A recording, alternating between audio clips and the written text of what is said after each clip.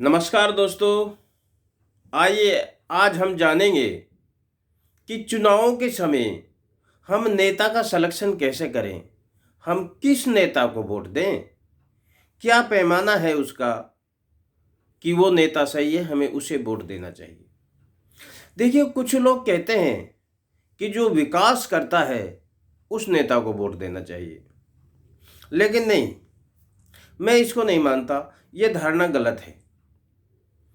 लोग कहते हैं, नेता कहते हैं कि हमने बड़े बड़े हाईवे रोड बनाए हैं, विकास किया है, तो हमें वोट दो। तो भैया, ऐसे तो अंग्रेजों ने भी यहाँ पूरे देश में बड़ी बड़ी रेल लाइनें, पटरियां बिछा के और ट्रेनें चलाई थी। तो क्या अंग्रेजों को बुला लें? नहीं। विकास नेता चुनने का पैमाना नहीं हो सकता। ये ठीक इसी प्रकार है जैसे एक औरत अपने पड़ोसन के यहाँ घर जाती है और पड़ोसी के बच्चे को देख करके बोलती है, अरे चिंटू, तुम तो बहुत बड़े हो गए हो। तो चिंटू बोला, हाँ आंटी, और कोई ऑप्शन ही नहीं था। अर्थात बड़ा तो होना ही है, जैसे समय गुजरेगा विकास तो होना ही है। देखिए, पहले मोबाइल नहीं थे, अब मोबाइल आ गए, नई नई चीज का आविष्कार हो रहा है। तो क्या है, नेता लोग विकास कर रहे हैं। इसलिए विकास के पैमाने को नेता से नहीं जोड़िए, और विकास नेता नहीं जनता करती है। तो आज हम यही जानेंगे कि आखिर वोट डालने के लिए हमें जो नेता का चुनाव करना चाहिए वो नेता कैसा होना चाहिए, क्या होने चाहिए। तो आपको 5 पॉइंटों के द्वारा ये समझाएंगे। नंबर 1 है, नेता चुनने से सबसे पहले हमें क्या देखना है। नंबर 1, हाईली पढ़ा लिखा एजुकेटेड होना चाहिए। सबसे पहला पॉइंट देखना है कि वो बंदा पढ़ा लिखा है भी या नहीं। मैं ये नहीं मानता कि जो बंदे पढ़े हुए नहीं है वो बेकार हैं या उनमें समझ नहीं है, मेरा कहना ये नहीं है। लेकिन जब अशिक्षित अनपढ़ लोगों को हम नेता बना देते हैं तो वो ये सोचते हैं कि हम बहुत अच्छे शरीफ आदमी हैं, इसलिए हमको ये सम्मान दिया जाता है। तो अपनी शराफत में ही बैठे लेते हैं और देश की समृद्धि या विकास के लिए कुछ इनपुट नहीं दे पाते, क्योंकि उनका जो दिमाग है इतना डेवलप नहीं होता कि वो अपनी तरफ से कुछ सजेशन दे सके। एक निष्क्रिय की तरह होते हैं। इसलिए नेता होना चाहिए पढ़ा लिखा। नंबर 2, देश की नींव मजबूत करने वाला नेता चाहिए। अच्छा, देश की नींव क्या होती है? देश का फाउंडेशन, जो नींव होती है ना, वो होते हैं हमारे छोटे छोटे बच्चे। उन छोटे छोटे बच्चों की शिक्षा और संस्कार के लिए जो नेता काम करे वो देश का निर्माण कर रहा है। हमें उस नेता का चयन करना है।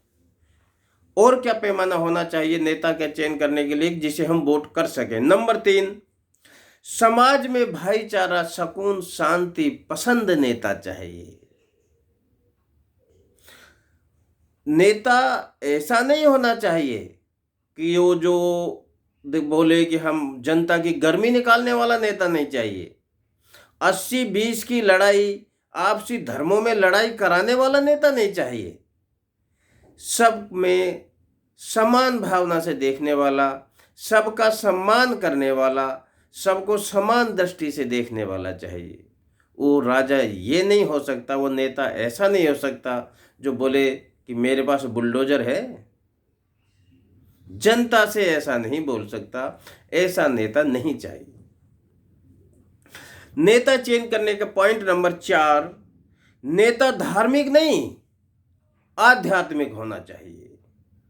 देखिए, जो धार्मिक होते हैं ना, वो छोटे छोटे संगठनों के अलग अलग समुदाय होते हैं, लेकिन जो आध्यात्मिक व्यक्ति होता है वो इन धर्मों में विश्वास नहीं करता। वो आत्मा और परमात्मा, बस इनके बीच का जो सफ़र है, इसको रूहानी सफ़र कहते हैं, स्पिरिचुअल नॉलेज कहते हैं, इस पर चलने वाला होता है। और आध्यात्मिक जो लीडर होता है उसके लिए सब जीव समान होता है, वो सबके लिए बराबर काम करता है। आखिरी पॉइंट कि नेता कैसा होना चाहिए। नेता किसी भी संगठन से जुड़ा नहीं होना चाहिए।